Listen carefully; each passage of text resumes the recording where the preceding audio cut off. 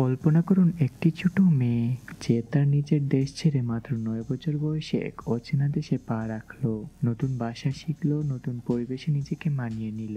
তার মধ্যে ছিল শুধুমাত্র একটি স্বপ্ন যা তাকে পূরণ করতে হবে। আজ সেই মেয়েটি সারা বিশ্বের কোটি মানুষের অনুপ্রেরণা। তিনি আর কেউ নন ব্ল্যাকপিঙ্কের জেনি কিম। আপনি কি জানেন এই সাফল্যের পেছনে রয়েছে কঠোর পরিশ্রম, চ্যালেঞ্জ এবং কিছু অবাক করা তথ্য।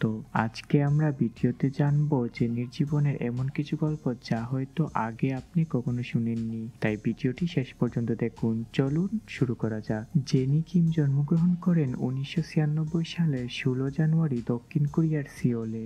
ছোটবেলায় তিনি খুবই শান্ত এবং লাজুক ছিলেন। মাত্র 9 বছর বয়সে তার পরিবার তাকে নিউজিল্যান্ডে পাঠায় পড়াশোনার জন্য।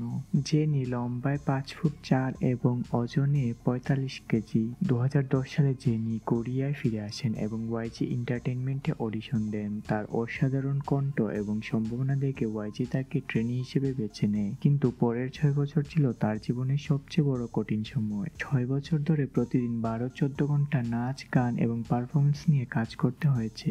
এটা শুনে হয়তো আপনি অবাক হবেন, তবে জানেন কি, জেনি শুরুতে নাচতে পারতেন না, কিন্তু তার কঠোর পরিশ্রমই তাকে আজকের পারফেক্ট পারফর্মার বানিয়েছে। প্রথমে ওয়াইজি ভেবেছিল জেনিকে শুধু র্যাপার হিসেবে ডেবিউ করাবে, কিন্তু তার অসাধারণ ভোকাল দেখে তাকে ভোকালিস্ট এবং র্যাপার হিসেবে দুই ভূমিকাই রাখা হয়।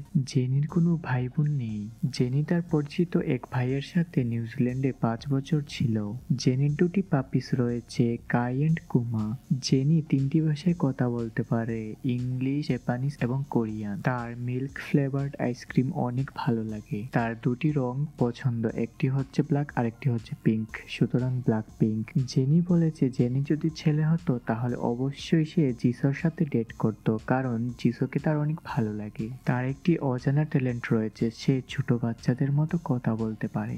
জিনির হবিস হচ্ছে ফটো তোলা। তার ফেভারিট নাম্বার হচ্ছে নাম্বার 1। অনেক মেয়েরাই জেনিকে ভালোবাসে এবং অনেক মেয়েরাই জেনিকে দেখে জেলাস হয় এবং তাকে পছন্দ করে না। জেনি অনেক ভালো রান্না করতে পারে। তার বর্তমান বয়স 28 বছর। সে বাদ্যযন্ত্রের মধ্যে পিয়ানো এবং বাঁশি বাজাতে পারে। 2018 সালে জেনি কাই নামের একটি ছেলের সাথে রিলেশনে যায় এবং 2019 সালে তাদের ব্রেকআপ হয়ে যায়। সেই কাই নামের ছেলেটিও কে-পপের সাথে জড়িত ছিল। 2018 সালে জেনির সোলো গানটি অনেক সুপারহিট হয় এবং এই গানটি কে-পপ ইন্ডাস্ট্রির ওমেন আর্টিস্টের মধ্যে সবচেয়ে বেশি ভিউ কামায়। এই সকল কিছুর মধ্যেও জেনি একমাত্র কে-পপ ওমেন যে সবচেয়ে বেশি হেট পেয়েছে এবং গুগলে সবচেয়ে বেশি হেট পাওয়া মানুষ হচ্ছে জেনি। গাইস, তোমাদের কিছু বলার ছিল।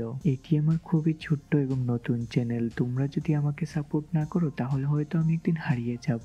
তাহলে কৃপণতা না করে নিজের বন্ধু ভেবে একটি সাবস্ক্রাইব করে দাও। পরবর্তী ভিডিওতে কাকে নিয়ে আসবো অবশ্যই কমেন্ট সেকশনে বলে যাও। আর এই ছিল আজকের ভিডিও।